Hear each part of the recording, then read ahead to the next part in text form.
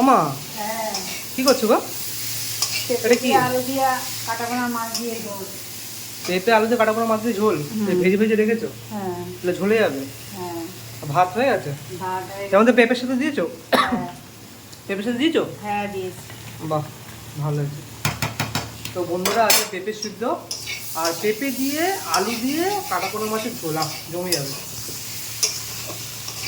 দুদিন ধরে তো মাটন বিরিয়ানি, চিকেন চাপ, আবার চিকেন অনেক কিছুই খেলাম।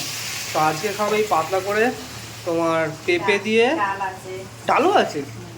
বাহ, ডালও রয়েছে বন্ধুরা। এদিকে প্রায় রান্নার শেষের পথে, রান্না হয়ে গেলেই খেয়ে নেবো। খিদেও পেয়েছে। ও মা, খিদে পেয়েছে, কখন হবে? এক্ষুনি হয়ে যাবে, এক্ষুনি হয়ে যাবে। তাড়াতাড়ি করো, আর পাচ্ছি না, খিদে পাচ্ছে। দুপুরটা অনেক হয়ে গেছে।